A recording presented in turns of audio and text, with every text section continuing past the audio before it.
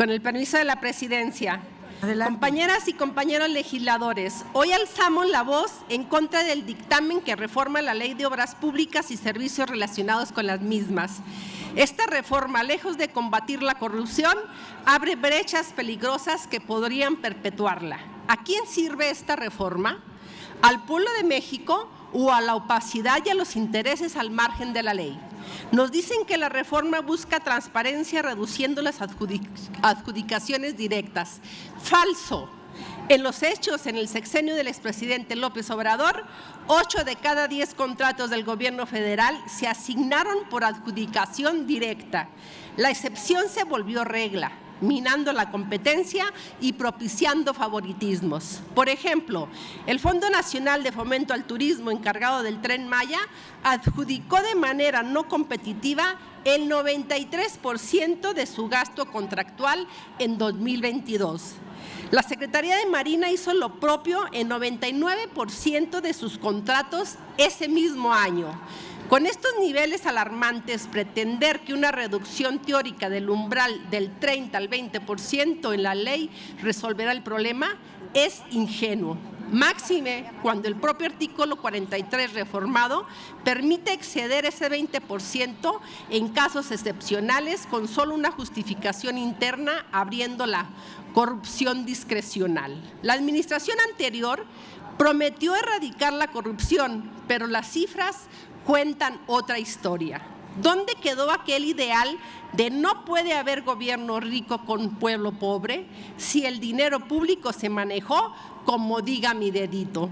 El dictamen introdujo artículos y disposiciones sumamente preocupantes.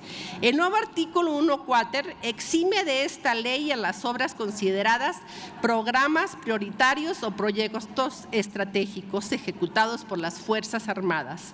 En cristiano, si el ejército hace la obra, no aplica la ley de obras públicas. Bastará un convenio entre dependencias para entregar proyectos millonarios sin licitación, sin transparencia ni controles, como ya se ha venido haciendo, como le gusta a Morena. Este cheque en blanco a las Fuerzas Armadas contradice el principio de legalidad, pues la Ley Orgánica de la Administración Pública Federal no faculta al Ejército para construir obras civiles. ¿Vamos a legalizar prácticas opacas bajo el manto de proyectos estratégicos? Claro que no. Otra píldora envenenada es la ambigua excepción por seguridad nacional. Se jacta la reforma de impulsar una bitácora electrónica de obra pública obligatoria, lo cual suena bien, pero luego añade que si actualizarla pone en riesgo la seguridad nacional, se podrá llevar por medios convencionales. Léase en papel escondida del escrutinio público. ¿Quién decidirá eso? El mismo gobierno de Morena, que en 2021 decretó todas sus obras como seguridad nacional para ocultar información. No estamos hablando en abstracto. La historia reciente nos urge a no ser ingenuos. En el sexenio del expresidente López Obrador se realizaron adjudicaciones sin control. Segalmex estalló como el mayor caso de corrupción de este sexenio, más de 15,000 millones desaparecidos.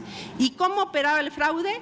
Mediante convenios y subcontrataciones simuladas entre entes públicos y empresas fantasmas, evadiendo licitaciones. Justo lo que esta reforma ahora está legalizando, al permitir contratos entre dependencias sin licitar mientras nos subcontratan más del 49%. Segalmex nos demuestra que donde la ley se hace de la vista gorda, florece la corrupción. Los ventiladores COVID a sobreprecio en plena emergencia 2020 de la empresa de León Bartlett. ¿Cómo ocurrió? Adjudicación directa bajo el decreto de emergencia firmada por el expresidente López Obrador el 27 de marzo del 2020. Y así un sinfín de obras prioritarias sin transparencia. El aeropuerto de Santa Lucía, el Tren Maya, la refinería de Dos Bocas, proyectos emblemáticos manejados con opacidad. La plataforma Compranet inoperante. Para colmo, la herramienta sufrió caídas prolongadas en 2023, dejando en la oscuridad miles de contratos. Estos ejemplos reales evidencian que no es retórica vacía, Los riesgos de corrupción existen y ya nos han costado caros. Esta reforma pudo haber sido una oportunidad para corregir vicios, pero tal como está, representa un retroceso.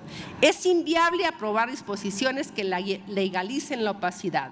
Compañeros legisladores, centralizar compras no es sinónimo de limpiar compras. Se requieren controles, contrapesos, transparencia total. La ciudadanía espera de nosotros firmeza para frenar cualquier intento de instituir la corrupción por ley. No podemos traicionar la confianza popular dando manga ancha a manejos turbios. Votar a favor de este dictamen sería votar a favor de más Segalmex, de más sobrecostos, de más oscuridad y corrupción.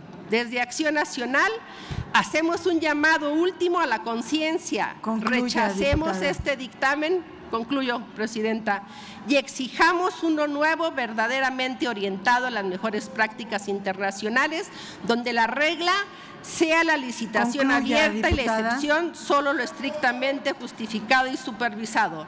Digamos sí a la transparencia y no a la corrupción. Es cuanto.